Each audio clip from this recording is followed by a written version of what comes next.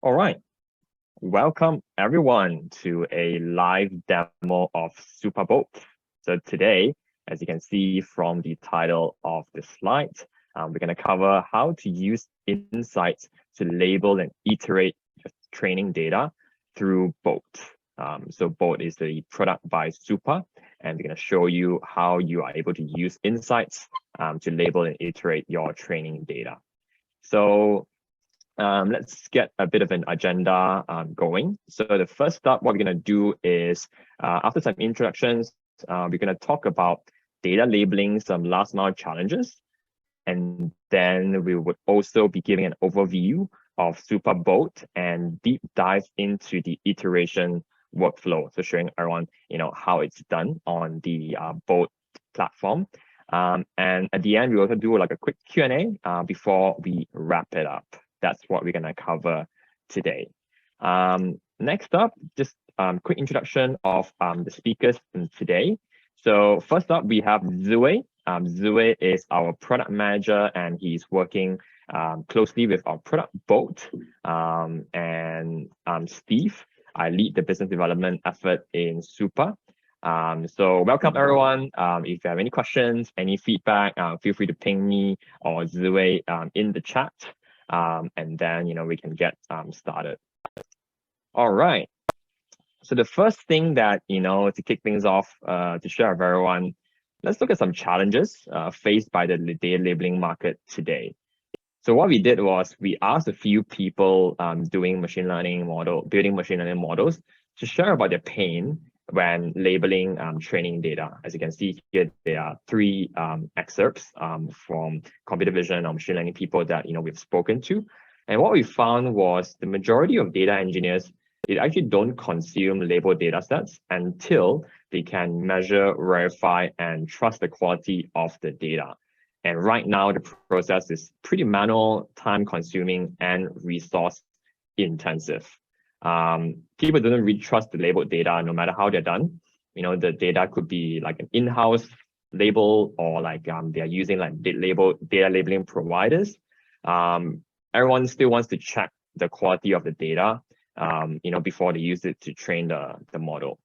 And since understanding quality is such an important part of the data labeling process, and you might think that most tools or services out there are optimized for this. And making it easy for everyone. However, what we found was like most services or tools out there either still have like a tedious quality review process, making it super hard for the user to check or review, how the annotations are after being annotated by either labelers or automated labeling. And a lot of tools or services, it's just not really core part of the product. But they're building when they are serving the user. The review or understanding the quality is not really a big part of the product. So simply put, there's not really an easy way to measure, verify, or trust the quality of your training data as of today. And this brings us to the data labeling's last mile problem, which is the ability to trust your labeled data. So how can you trust the labeled data after it's being done and before you use it to train your machine learning model? And if you don't trust the data, you can't really verify its quality. You won't use it, and you can't derive insights to improve for the next iteration, because you're constantly using the training data to train model, and the next one you want to use better training data to train better model. But if you can't derive any insights or improve on it, how can you improve, with each iteration that you can do? So that brings us to asking this question: how can this be better? How can a product in the market, serve the need of understanding, or allowing the users to trust the data and understanding its quality? So with this challenge and gap in mind, I'll pass it on to Zue to talk a little bit about our product BOLT and how the idea came about. Zue? Yeah, so Zue. So when we started building BOLT, we realized that the trust part is what we're trying to solve. And to get to quality label data, you need to have the quality insights about, how is your data performing that gives you the visibility so that you can trust your data. So with that in mind, BOLT is built to provide users, with as much quality insights as possible to help with building a trust and improving, as you iterate your projects. Next slide, please, Steve. So what SUPA BOLT provides, firstly, is real-time output visibility. As soon as you start your project, you'll be seeing the first few tasks getting annotated, and you'll be immediately able to see if the quality is fine and if the annotators are missing on edge cases and what the distribution is like.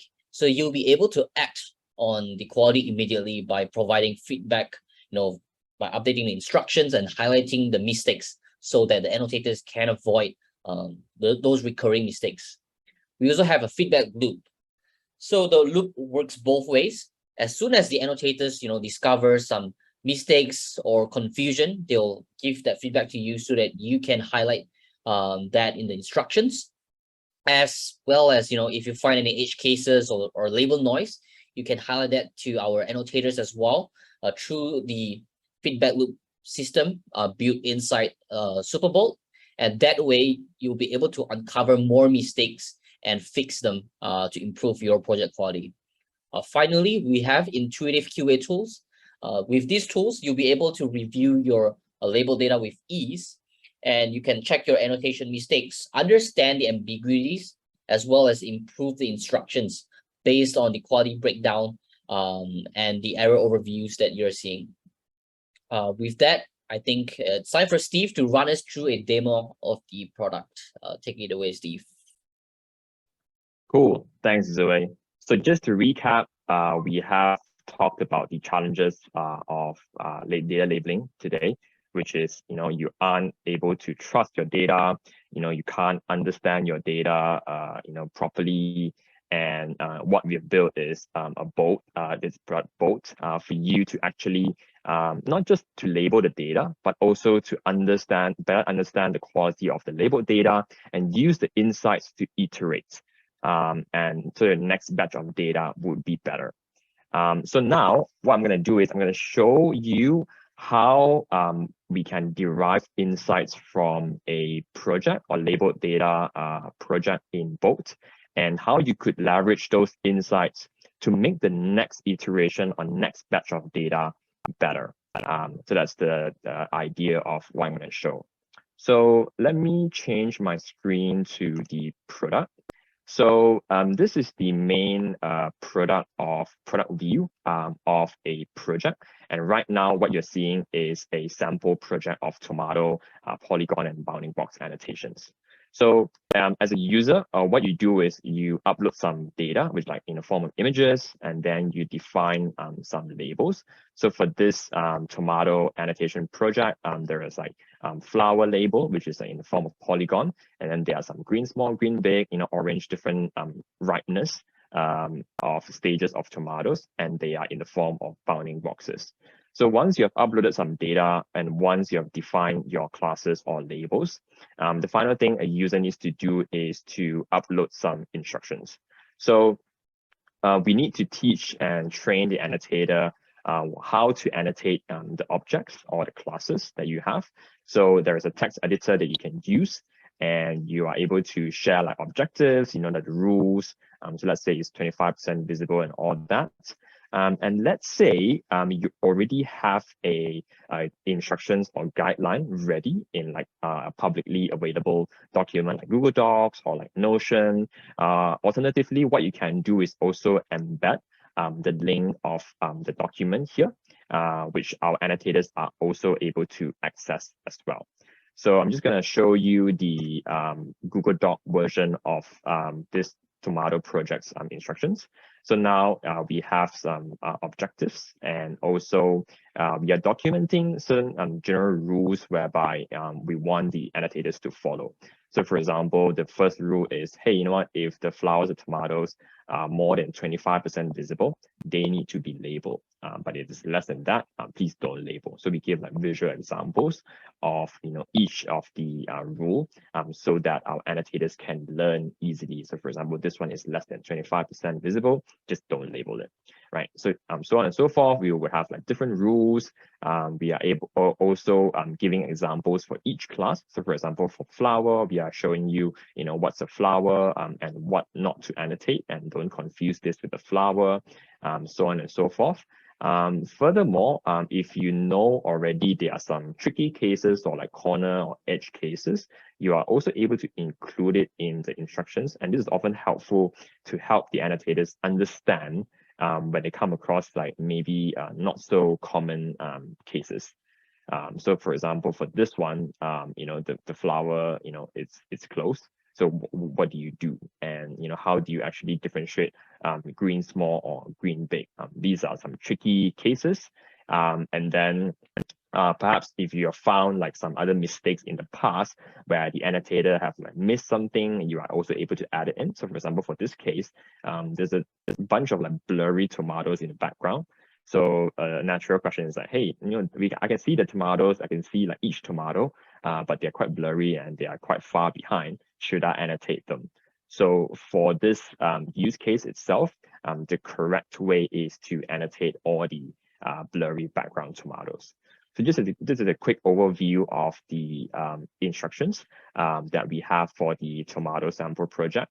So once you have uploaded the data, once you have defined the labels, and once you have uploaded or embedded the instructions, this is where you are able to start the project. So this is already like done. The project has already been completed. So what I'm going to show is once the project has been completed, you are able to check out some stats and also check out the annotations in this quality tab here. So the first one is you are able to view the annotation itself. So as you can see, it's all completed, and we have a total of 35 tasks for this project. So when you come to view annotation, what you're gonna see is each and every image would be annotated already, and it's a real-time view. So for example, if the first or second image has been annotated, you are actually able to see this already before waiting for the entire data set to finish. So here, what we can do is we can click into each image. We can check out, hey, all right, here, image 192. There are 3 red tomatoes. Are they okay? Did it make sense? Seems pretty okay. And then here, there's an orange tomato. There's a green big tomato. There's this small square. I'm not sure if this should be annotated. It seems like it shouldn't be. And then if we can scroll down, we can eyeball, all the annotations, and then we can also check and go into each one. Let's look at this one. It's a big red tomato up here. There's a green big. Oh, but this looks pretty small. It probably should be a green small tomato as opposed to a green big tomato. So what we can do is, if we spot these kind of mistakes, sometimes if it is ambiguous or subjective, we are able to use this insight to update our instructions and to retrain our annotators on, hey, you know what, beware of these size differences. Don't confuse between green big and green small tomatoes, for example. So you're able to check as many of these images as you like to spot any sort of like errors or mistakes. For example, if you go into this one, let's look at the bounding box at the bottom here. It doesn't seem like I can see any sort of like objects or like tomatoes visible. So it sort of violates the 25% visibility rule, and this shouldn't be annotated. So you can also like, hey, document this down and put it in the instructions and tell it, hey, if you can't really see the tomato, don't imagine it because it's not more than 25% visible. So that's the first insight that you can get from just looking at the annotations from the images that you have uploaded. The second thing that I like to show is you are able to understand what's the distribution of annotation count and the labels in the project. So for this one, most images, it seems there are like three annotations. So you can see roughly, okay, do I have enough annotations or images with like very dense tomatoes or flowers, or very sparse, and you're able to understand this. And the second thing is you are able to see what are the distribution of the labels or classes. So for this sample itself, it seems like everything else is pretty representative apart from the orange class. So there are only 5 oranges annotations in this project. So perhaps what you can do for the next iteration, you might want to upload more images that contains orange classes, so that when you train the model, it becomes a more representative data set to train. So furthermore, you are actually able to evaluate the quality of the entire data set. So for example, this one, there are only 35 images, but what if you have like 1,000 images or like 10,000 images? So you have seen some mistakes, and you have spotted some errors in the project. So how do you accurately measure the quality of this project itself? So what you can do is you can actually come to quality evaluation, and you are able to, if you click this quality evaluation, you are able to come to this view where a sample of images has been automatically sampled. So this is like 15 out of 35. And you can go into each annotation and say, okay, this is correct. This is wrong. For example, this is correct, but let me just, for example, this is wrong, and you can select a reason, and this is correct. And once you have done that, you are actually able to get a overall precision score. This is where you are able to understand, okay, from my sample of 15 images checked or reviewed, this is the overall accuracy of this label project. And then next time when you iterate for the next batch of data, has this improved? So after you have make some changes in instructions, or want changes in the workflow itself, we show you like the different false positive, different mislabeled, and also like what's the percentage of correct annotations versus false positives. So you can use these insights to understand, hey, what, maybe I need to strengthen my instructions for like green small tomato. It seems like there are like more errors for a green small class. So maybe I want to give more examples on images for green small. So these are insights that you can use to improve the next iteration. One final thing that we want to show is there is a bit of a feedback loop with our annotators. So let's say an annotator comes across an image and he or she doesn't know what to do, or unsure of like what to do. So what an annotator can do is, so if you click this skip tasks and feedback, you are able to see some of the tasks that the annotators have skipped because they are not sure what to do. So here there are 2 skip tasks, and if we read their comments, the instructions don't cover this image. There are no tomato or flowers. They are not able to see any sort of like targeted class or objects here. Similarly for this one, it doesn't seem like there's tomato or flowers.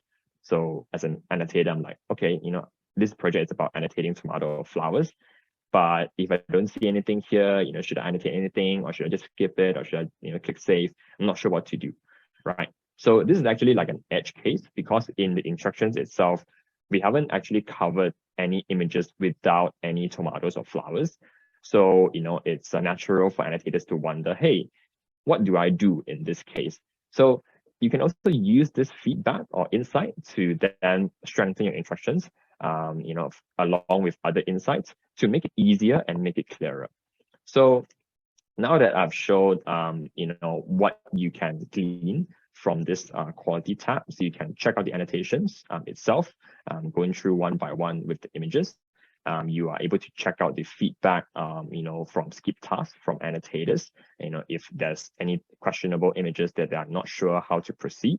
And you are also able to get like an overall precision score by reviewing a sample of the task. So with all this in mind, the next time when you want to start a new project, you want to incorporate all these feedback into the new project so that the outcome would be better. And this is what you can do. So let me show you the next iteration. So for example, here, I've created a V2, which is the next iteration of the tomato annotation project. So what you do is you start a new project, you upload new data. So these are all like different data from the first data project itself. And then you are able to put in the same labels. So they are like green small, green big, and then bounding boxes, flowers in the form of polygon. And what you can do is for all the insights that we get, you can update the instructions by incorporating these insights. So let me go back. Let me show you the updated instructions for this V2 project. So it's pretty similar to the V1 project, and I've added some of the edge cases that we found. So everything else overall is pretty similar. However, from what we've seen just now, they are like a new edge case where the images have no tomato or flowers. And what we can do is just to explain, hey, sometimes the images just won't contain any tomato or flower. And in this case, just click save. Instead of wondering what to do, just click save, and proceed. So this is an edge case that you can include just to teach the annotator what to do in this scenario. And just now when we were viewing the annotations, we found some mistakes, from the view. So for example, if you found there's like a confusion between red and orange tomato, you can include it in and share with the annotators, how you can differentiate between them. And just now, I think we saw this green big, it should be green small. So what you want to say is, hey, you know what? Don't confuse green big and green small. If it's less than half the size of a fully grown tomato, it should be a green small tomato. So just beware of these differences. So far, this is like less than 25% visible. Don't imagine there's a small tomato here. Just don't annotate. So this is an extra unwanted annotation. Similarly, for this is like a tiny box that is not showing anything. So you can add all these errors that you have found, add the edge cases that you have found from the quality panel from the first project, and put it into the second project, which is this V2 project. And now that you have uploaded new data and you have defined labels and you have used all the insights from previous project to update the instructions, this is where you can actually start the new or the next iteration of the project. So with these instructions, annotators are able to learn, hey, what to do, what not to do when they are labeling the data. So once you've started the project, same thing, you are able to see sort of like insights from here. So this is like, there's no stats here because I haven't started the project. But once it's already been started and annotators are working on this project, you're able to see all the insights, go through the annotations and the images yourself. Look at any skip tasks or feedback from annotators if they are still unsure of anything. And you are also able to get like a quality evaluation score by reviewing a sample of the images. So the platform will automatically sample some images from this 100 images where you can get the score. So for example, the first project that we have, the score is 88.46%. Then you are able to measure, hey, once I've updated the instructions, I've made things clearer, is my precision score improving?